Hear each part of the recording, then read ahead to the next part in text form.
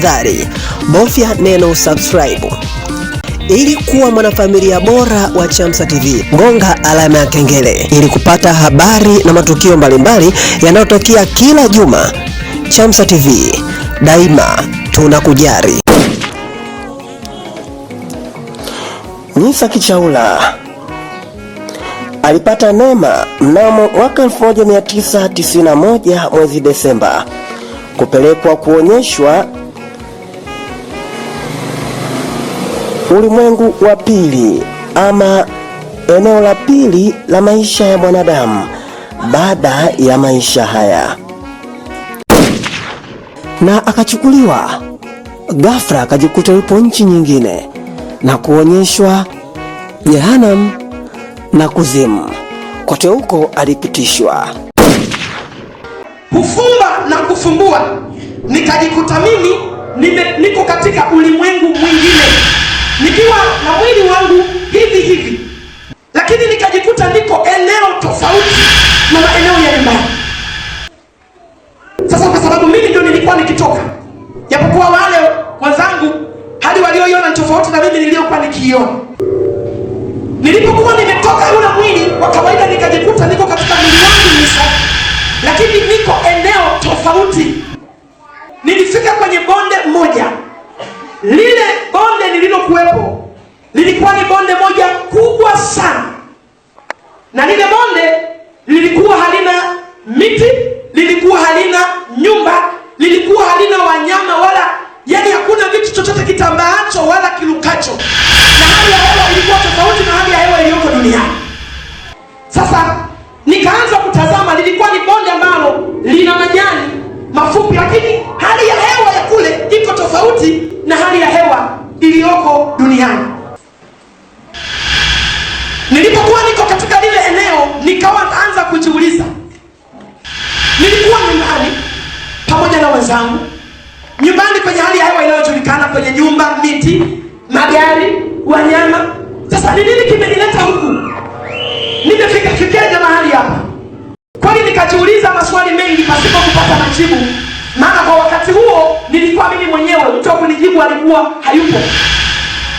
Baadaye katika hali ya kujiuliza yale maswali, nikakata tamaa, nikasema aliyenileta huku ndiye atakayejua namna ya kunirudisha nyumbani. Nikaamua kukaa chini. Nilipokuwa nimekaa chini kwenye yale majani, nikasikia sauti nyuma yangu ikiniita. Ile sauti ikasema, Nisa, inuka nifuate. Nilipogeuka kumtazama aliyekuwa akiniita, nilimwona mtu ana umbo la mwanadamu, lakini sura yake, mtazamo wake si kama mwanadamu aliyeko chini ya jua. Nimeona watu wa mataifa mengi, lakini yule alikuwa hafanani, japokuwa umbo ni kama mwanadamu, lakini mtazamo, sura yake alivyo na rangi yake alivyo, maana yule mtu alikuwa aking'aa kupita jua. Alikuwa aking'aa kupita jua. Unaweza kustahimili kulitazama jua, lakini sio yule mtu. Nilipokuwa nikimtazama, alikuwa amevaa vazi moja refu jeupe linang'aa, hakuna dobi anayeweza kulifua likang'aa kufika kiasi kile. Nilipoendelea kumtazama, alikuwa amefungwa mkanda mpana kiasi hiki. Kiunoni mwake ule mkanda ulikuwa ni mwekundu, halafu macho yake yalikuwa ni kama miale ya moto. Sasa niliendelea kumtazama, hakukanyaga chini kama nilivyokanyaga mimi, alikuwa yupo hewani. Katika kumtazama, nilipomuona sikuweza kumuuliza swali kwa wakati huo. Baadaye, kwa sababu nimeamuliwa kwamba niinuke nimfuate, nikainuka nikaanza kumfuata. Bwana Yesu asifiwe sana. Nilipokuwa ninamfuata, yeye ametangulia, mimi niko nyuma. Tukafika mahali nikaanza kusikia mungurumo unakuja masikioni mwangu. Kwa mbali nasikia ule mungurumo, na sikuweza kugundua ni mungurumo wa kitu gani, lakini kadri nilipokuwa ninaendelea kusogea, ndivyo ule mungurumo nilipokuwa nazidi kusogea unazidi kuja kwa kasi masikioni mwangu. Bwana Yesu asifiwe sana. Sikuweza kuuliza habari ya ule mungurumo tu, bali nikaendelea naye na safari. Kufika mbele, nikatazama kule tunakoelekea, nikakuta kumefunikwa giza zito ajabu, na huo mgurumo unazidi kwa kasi. Ndipo nikaona shauku ya kumuuliza yule mtu. Nikasema, samahani, ninaomba niulize. Akasema, nikasema, lile giza ninaloliona na huo mgurumo ninaovisikia vinasababishwa na kitu gani kwamba vitokee? Akaniambia, lile unaloliona sio giza, ila kile unachokiona ni moshi.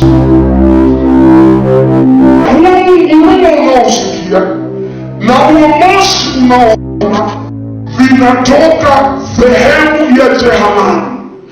Watakapokwenda kutupwa wanadamu waliokufa katika dhambi baada ya dunia kukunjwa kama karatasi. Yule malaika akasema,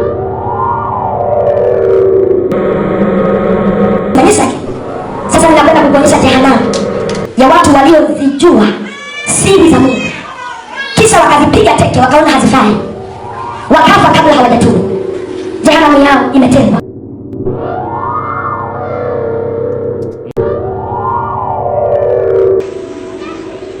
Nilipokuwa nikiambiwa hilo neno, niliposikia likiingia masikioni mwangu, laiti kama ningelijua njia ya kurudia, ningerudi. Kama mateso ya jehanamu ya kwanza yalikuwa vile, hii jehanamu ya pili iliongezeka ukali mara 7, itakuweje? Ni Watanzania tunajua Kiswahili. Kuna tofauti kati ya neno kufahamu na kujua. Ni maneno mawili yanayokaribiana, lakini yana tofauti. Anayejua ni zaidi ya yule anayefahamu.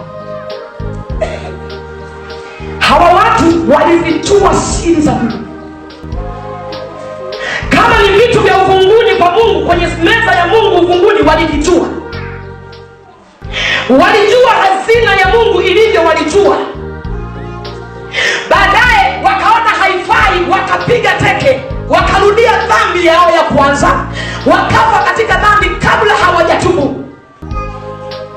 Huko nilikwenda kuwakuta maaskofu waliokuwa wameokoka, wakapiga teke. Huko nilikwenda kuwakuta wachungaji waliokuwa wameokoka na wakazijua siri za Mungu, baadaye wakaona hazina faida. Nikawakuta watu waliokuwa wameokoka na kuzijua siri za Mungu, halafu wamezipiga teke na wamekufa katika hali ya kutokurudia toba ya Mungu. Jehanamu yao imetengwa na ukali wao imeongezeka ukali mara 7. Nilipokuwa nikifika kule kwenye yale mangojeo, nilipata kukuta watu wako kwenye lile bonde. Wale watu ni wengi. Lile eneo lina giza.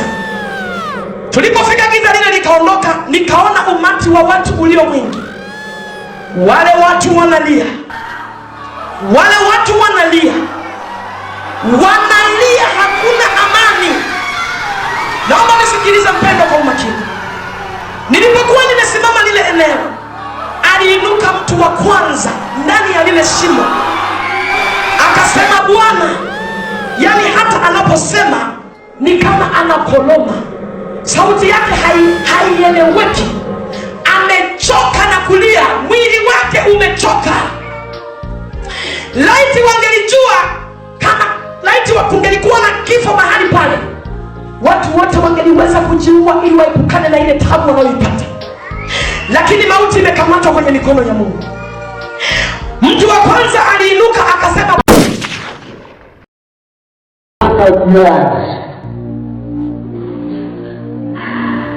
tunaomba mtumishi wako atuchavie tona moja tu la maji. Ninaomba tu. Naomba mtumishi wako atuchavie tona moja la maji. Ninaomba tu. Niliposikia ile kauli nikakumbuka duniani. Ndugu yangu, uko duniani na mimi niko duniani. Ukiwa na kiu, nikiwa na mtu akikupa kijiko kimoja cha chakula, maji ya kunywa, vipi yanaweza yakakata kiu? Ndipo nikauliza, ninajua ni sayansi ya ajabu kwa mwanadamu kuona kitu chochote kinaweza kikaishi ndani ya moto. Ninajua mawe mazito yanayeyuka, vyuma vinayeyuka, hakuna kitu kinachostahimili ndani ya moto. Nikashangaa ni kwa nini hawa wadudu wako na wengi kupita hesabu, ni kama mchanga wa baharini, ni wengi kama mchanga wa bahari, halafu wako hai, wanatembea. Kila nikitazama ninakuta ni sawasawa na samaki ndani ya maji, hawezi kudhurika na maji kama unavyofikiri. Nilipoendelea kutazama nikaingiwa hofu, nikamwambia yule malaika, nikasema samahani, ninaomba niulize. Nikasema mbona moto huu ni mkali kiasi hiki? Halafu mbona wale wadudu ni wadudu wa aina gani walio na uwezo wa kustahimili makali ya moto kama yale? Ni wadudu wa aina gani? Akaniambia kwamba nisake hawa wadudu unaowaona ni funza wa jehanamu. Hawa ni funza wa jehanamu, wamewekwa humu kwa ajili ya mateso ya watu watakao kuja kutupwa ndani ya hili ziwa. Wao hawaungui wala hawateketei. Ndipo nikamuuliza, nikasema mbona miili yao ninaona ina rangi? Ni mapambo au ni hali halisi ya miili yao? Akaniambia kwamba yale sio mapambo wala sio rangi. Unapoiona ile rangi iliyo tofauti na weupe wao, ile ni sumu imehifadhiwa kwenye miili yao. Sumu imehifadhiwa kwenye miili yao.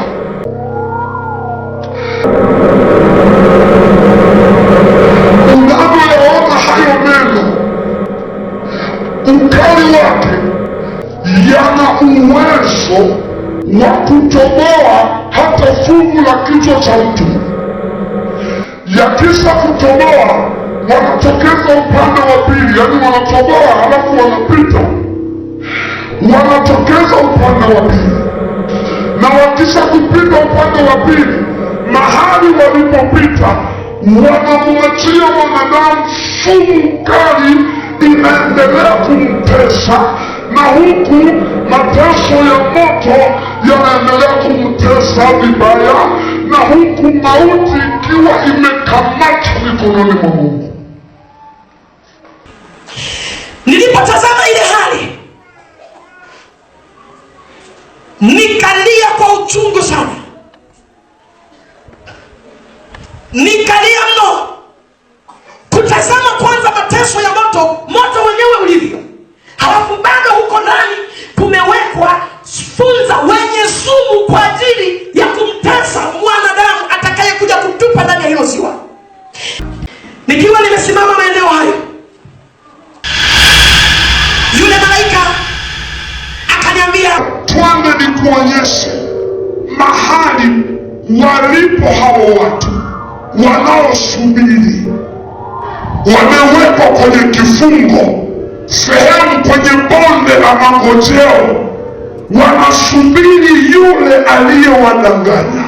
Akanitoa hiyo eneo, mwili wangu ukiwa umesononeka sana, nikiwa ninalia sana. Akanitoa akaniambia twende huko, akanipeleka eneo ambako huko ndiko machozi yangu yalipokwenda kuongezeka maradufu. Huko nilikwenda kuwakuta ndugu zangu wa damu, huko nilikwenda kuwakuta watu ninaowafahamu, tena wengine ambao hata vifo vyao kwenye misiba yao vinavyotawala ni pambio kwamba huyu ni mtakatifu, tutakwenda kumkuta mbinguni. Nikawakuta jana. Biblia inasema mawazo yenu si mawazo yangu.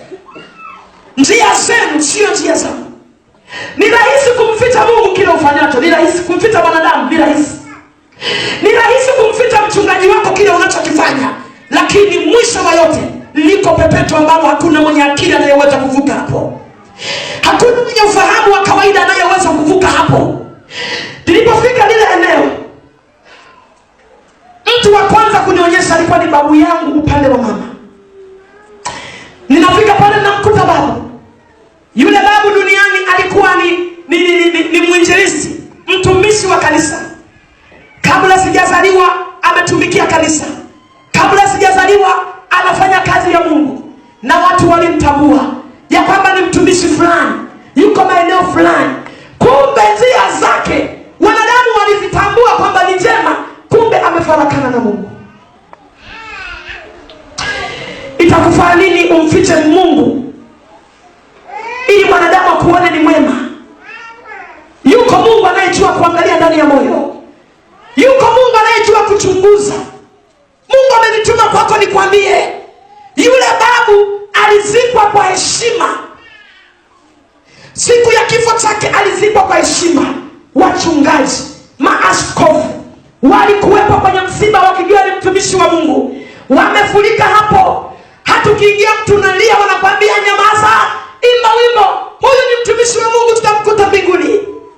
Zikalala kwaya zinakesha, zinapokezana, watumishi msururu, kila anayesema huyu ni mtumishi wa Mungu anashuhudia ushuhuda. Kumbe matendo yake yalifarakana na Mungu aliye hai. Kumbe njia zake hazikuwa pamoja na Bwana. Yule babu amekufa, amezikwa, kumbe yuko kwenye mangojeo ya jehanamu. Nikashangaa, ninamuona babu yangu duniani alikuwa ni mweupe, amebadilika, amekuwa ni mweusi kupita makaa. Nilipomtazama nikashtuka. Sikutegemea ya kwamba nitamkuta maeneo yale. Sikujua ya kwamba nitamkuta maeneo yale kwa jinsi historia yake ilivyokuwa. Sikutegemea. Nikakatika, machozi yakakatika. Babu aliponitazama alilia kwa uchungu mno. Alilia kwa uchungu kupita kawaida. Nikamgeukia yule malaika nikamwambia, mbona huyu alivyokuwa dunia alikuwa ni mtumishi wako, na siku zote ameishi maisha ya kukuogopa, ya kumuogopa Mungu. Ndivyo tulivyojua kama wanadamu. Kwa nini namkuta huku wakati tunaambiwa kwamba watumishi wa Mungu sehemu yao ni kwenye uzima wa milele? Akaniambia kwamba alichaguliwa kwa kazi ya Mungu, lakini yeye alijua kwamba ile kazi tofauti. Mungu alipokuwa akimtazama aliona kwamba amemwita amtumikie, lakini yeye akageuza utumishi ule akaweka kuwa ni kazi ya kawaida. Hivyo aliongoza wengine wamuone Mungu, yeye mwenyewe hakutaka kumuona Mungu. Alikuwa tayari kuwahubiri wengine ubovu wa dhambi, lakini yeye mwenyewe dhambi zikawa zimemkalia. Hakujasoma katika huko duniani katika maandiko ya kwamba tangu ubatizo wa Yohana mpaka sasa ufalme wa Mungu wanauteka wenye nguvu. Hakuna kinyonge wala kidhaifu kitakachoishi. Hakujasoma. Nilipomtazama babu yangu nikaendelea kulia kwa uchungu. Hakutamka kitu chochote zaidi ya kulia. Ni ukweli usiopimika. Wale watu mabilioni kwa mabilioni, wenye watu wa kila hali, watu wa kila hadhi, watu wa kila lika, wanasubiri mshahara. Biblia inasema mshahara wa dhambi. Nilipowatazama wale watu nikajisikia uchungu kupita kawaida, nikalia. Wale watu hakuna mweupe hata mmoja,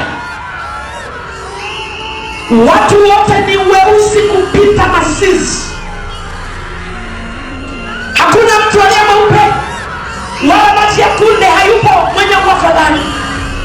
Watu wote wamekuwa ni weusi mno kupita mkaa, na lile sehemu kuna baridi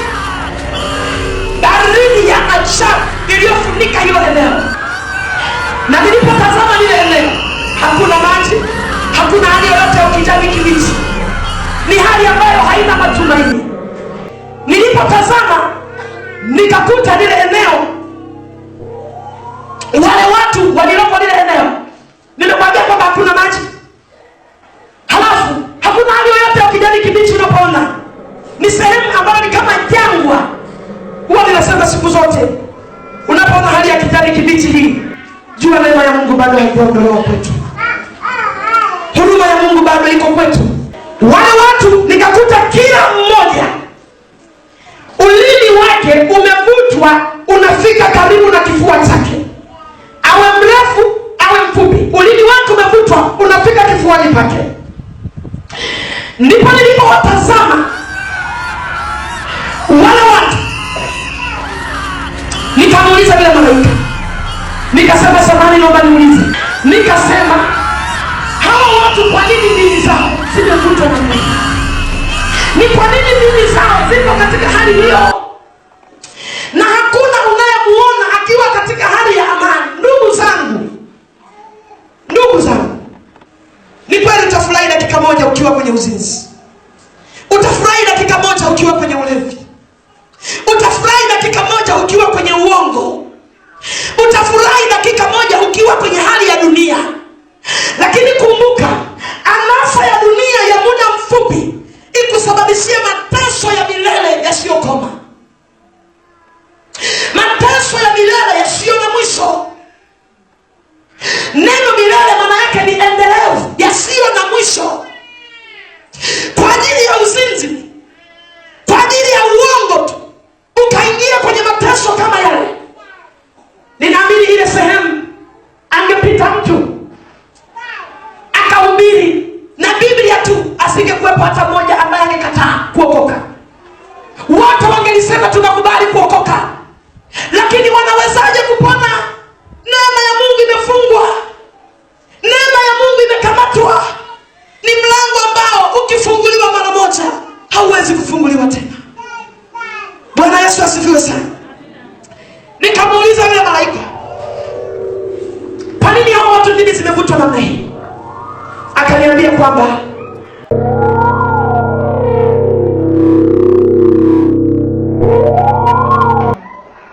unapoiona hii eneo hakuna maji, hakuna hali yoyote inayoweza kusababisha hawa watu wakanywa maji, na kiu walio nayo ni kiu ya adhabu. Ni kiu, sio kiu sawasawa na mlionayo duniani, ni kiu ya adhabu. Hivi wanavyolia kwa muda mrefu, hakuna maji, wanatafuta maji ya kunywa, hawana. Wanatafuta hata tone la maji, hawapati. Wanapolia kwa muda mrefu, ninapokuja kudondoka tone moja la chozi, wanazisogeza zile ndimi, wanalamba machozi yao, ndiyo maji yao milele na milele. Nilipokuwa nikifika kule kwenye yale mangojeo, nilipata kukuta watu wako kwenye lile bonde. Wale watu ni wengi, lile eneo lina giza. Tulipofika giza lile likaondoka, nikaona umati wa watu ulio mwingi.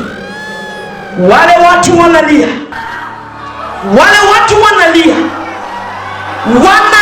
hakuna amani. Naomba nisikilize mpendo kwa umakini. Nilipokuwa nimesimama lile eneo, aliinuka mtu wa kwanza ndani ya lile shimo, akasema Bwana. Yani hata anaposema ni kama anakoloma, sauti yake haieleweki. Amechoka na kulia, mwili wake umechoka. Laiti wangelijua, kama laiti kungelikuwa na kifo mahali pale, watu wote wangeliweza kujiua ili waepukane na ile taabu wanayoipata. Lakini mauti imekamatwa kwenye mikono ya Mungu. Mtu wa kwanza aliinuka akasema, tunaenda tuma mtumishi wako atuchovye tone moja tu la maji, ninaona kiu. Naomba mtume mtumishi wako anichovye tone moja la maji, ninaona kiu. Na akachukuliwa ghafla, akajikuta yupo nchi nyingine na kuonyeshwa, ikiwa ni pamoja na mbinguni, paradiso. Nilikwenda kuona lile eneo. Kuna watakatifu wamefanikiwa kupasua hili anga, wanawake kwa wanaume wamefurika lile eneo, wanamsifu Mungu. Nilipowatazama wale watu, wamevika mavazi marefu meupe, hakuna dobi awezaye kuyafua chini ya jua. Wamevikwa mikanda yao kiunoni mwao miekundu, lakini nilipotazama nikakuta wengine wamefungwa mikanda miwili, wengine mmoja. Lakini ukitazama nywele zao, si mwanaume si mwanamke, hakuna mwenye nywele ya kipili kama yangu. Wote nywele zao ni ndefu, wamezibana nyuma na banio jekundu. Hakuna mrefu sana, hakuna mfupi sana, wote ni level moja. Hakuna mnene wala mwembamba, wote ni hali moja, wana sura ya aina moja. Nikasema ninaomba niulize, kuna tofauti gani kati ya waliovaa mikanda miwili na waliovaa mkanda mmoja? Kuna tofauti ipi? Mbona nikitazama nyuso zao sioni tofauti? Akaniambia ni kweli, ukitazama nyuso zao huwezi kuona tofauti, lakini katikati yao unaowaona waliokuwa wamevaa mikanda miwili, maana yake hao walipokuwa duniani walikuwa ni wanawake, na waliovaa mkanda mmoja hao walipokuwa duniani walikuwa ni wanaume. Lakini wote wanaposogea hapa ni mabibi harusi safi wa bwana harusi mmoja tu aliyetuposa kwa damu ya thamani. Haleluya! Nikabaki nimesimama lile eneo nikisikiliza namna wanavyoimba. Akainuka mtu mmoja kwenye lile kundi, akawa akija kwetu. Nikamtazama, amevaa mikanda miwili, lakini kwa maelekezo niliyopewa nikajua huyu alipokuwa duniani alikuwa ni mwanamke, lakini simjui, maana amevikwa mwili wa kule, simjui sura ya kule imevikwa, mimi simjui ni nani.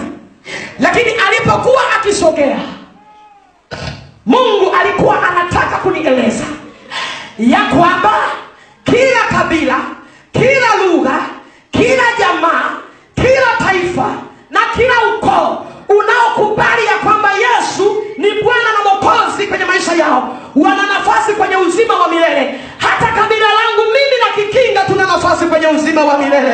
Bwana Yesu asifiwe. Alipokuwa akitokeza yule dada, nikakuta sura yake ya dunia ikajifunua. Ilipojifunua, ni wifi yangu. Dada yangu aliolewa kwa kakake, na yule binti alikufa akiwa ni binti mwanafunzi form 3.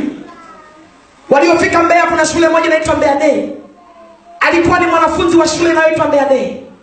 Yule binti alikufa akiwa katika hali ya usichana, lakini akimwogopa Mungu.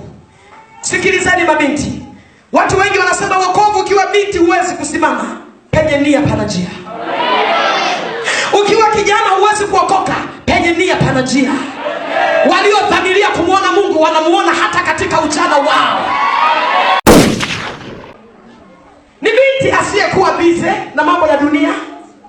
Alikuwa ni binti ambaye yuko bize na Mungu, bize na kisomo.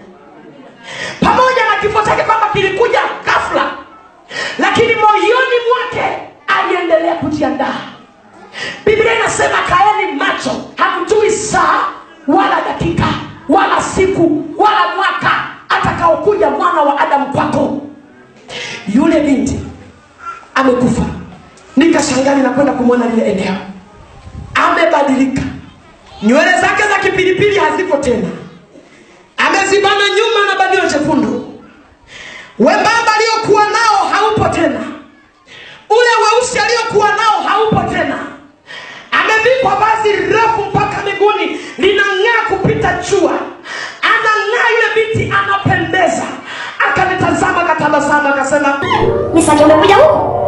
Kwa uthibitisho tukaongea lugha yetu ya Kikinga. Duniani, nikamwambia duniani matatizo. Na kweli ni matatizo. Tazameni wenzenu, tumevikwa miili mipya, isiyoharibika, isiyopata njaa, isiyopata shida, isiyopata magonjwa, isiyopata kiu. Aliusifu ule mwili, na ni hakika ni mwili wa kutokuharibika. Akasema miili yetu ya kwanza tumeiacha pale. Nikageuka pale niangalie ni wapi. Sikiliza wewe unayefanya dhambi ukiwa Dar es Salaam, unasema Wabukoba hawanioni. Unafanya dhambi unasema hapa nilipo, unaangalia huku niliko, nani anayeniona? Unaona hayupo, unaendelea na mambo yako. Haya ni mawazo yaliyopitwa na wakati. Niliposhika hii Biblia, jamani, mnaniona?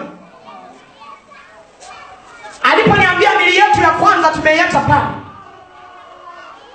uione mji wangu wote nilikuwa nikiutazama kama ninavyoiona hii Biblia.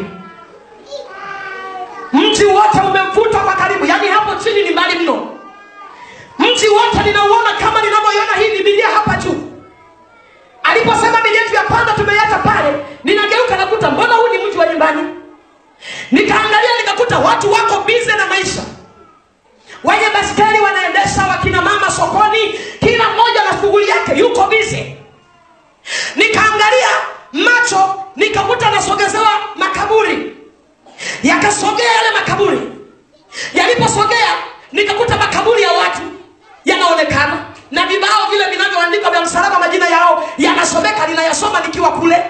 Likavutwa kaburi lake, linaandikwa fulani bin fulani, alizaliwa mwaka fulani, alizikwa tarehe fulani. Nilivuta nikaliona nikiwa kule.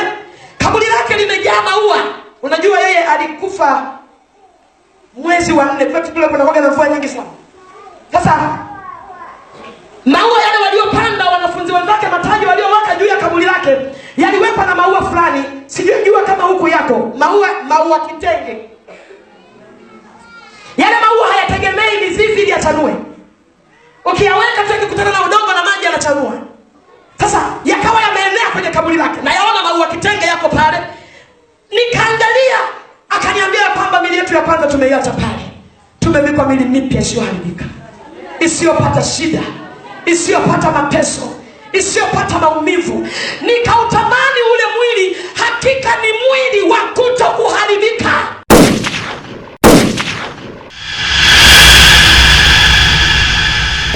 Akasema, Nyisake, kwa macho yako umeona, kwa masikio yako umesikia, na kwenye moyo wako tumeyatunza. Nenda kawaambie watu mambo hayo uliyoyaona. Yamkini yuko mmoja atakayesikia na kugeuka. Nafsi ya mtu mmoja ina thamani sana kwenye kiti cha enzi. Nenda kawaambie. Nikasema, Bwana, ninaogopa nisije nikakutenda dhambi. Ninaogopa. Ninaomba unipeleke sehemu ya malaika wanaoimba. Akasema, hapana, tumekuchukua makusudi ya Mungu kwamba uyaone haya, halafu urudi ukawaambie ndugu zako. Sasa basi, nenda kawaambie ndugu zako mambo uliyoyaona. Nilipokuwa nikiendelea sana kukataa, nilipokuwa nikiendelea sana kulia, maana nikawa naogopa kwamba nikirudi ninaweza nikamkosa Mungu, nikaingia mahali pale ambapo hapafai. Akaniambia kwamba rudi. Ndipo malaika mmoja kati ya wale wawili akanigusa bega langu la kulia. Aliponigusa kwa kidole chake, nikashangaa nimerudi, niko duniani. Na mahali pale alipokuwa amenigusa, aliniachia alama. Alama hii aliponigusa, hiki ni kidole cha yule malaika aliyekuwa amenigusa. Alipokuwa amenigusa, nikajikuta nimeamka, nimeshikilia hiki kidole, nakuta nina alama mahali pale alipokuwa amenigusa. Ndio ujumbe ambao Mungu amenituma kwako. Jina langu naitwa Isaya Chamsa. Kwa niaba ya waandishi wa habari wenzangu, tunayo kila sababu ya kumshukuru Mungu kwa kutuweka hai mpaka kufikia siku ya leo. Wapo wengi ambao walitamani kufikia leo, baadhi ya ndugu zetu, lakini hatunao katika sayari hii ama dunia hii. Kwa bahati mbaya wamelala mauti, basi hatuna la kusema.